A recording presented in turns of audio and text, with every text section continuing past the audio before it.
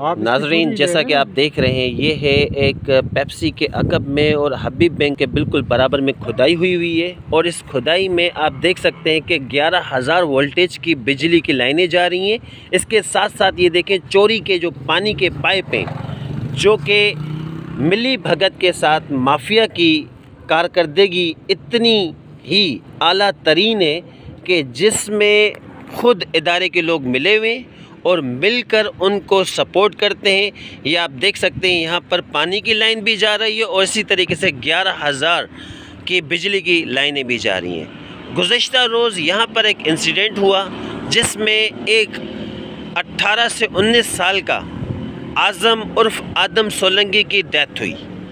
और यहाँ पर उसको एक्सीडेंट में जैसे ही ऊपर से गिरने के बाद बिजली के वायर ने पकड़ा और उसको आग लगी और लगने के बाद वो ज़ख्मी हुआ।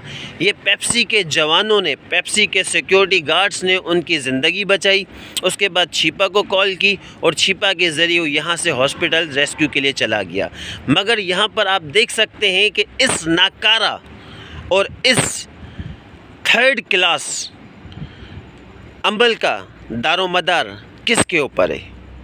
आया कि डिप्टी कमिश्नर वेस्ट खामोश है, वाटर बोर्ड का अमला खामोश है, कि इलेक्ट्रिक का अमला खामोश है।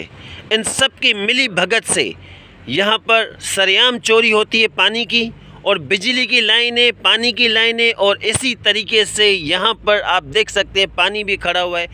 ये एक बहुत ही डेंजरस जगह है। अगर के यहाँ पर जितनी भी अमवात होती हैं तो उसका ज़िम्मेदार कौन है? गुज़श्ता रोज़ यहाँ पर एक मौत हुई जिसका ज़िम्मेदार ये इदारे हैं। आया कि इसका भी इंसाफ होगा या नहीं होगा? ये भी मौत ज़ाया हो जाएगा या रायगा होगी? शुक्रिया।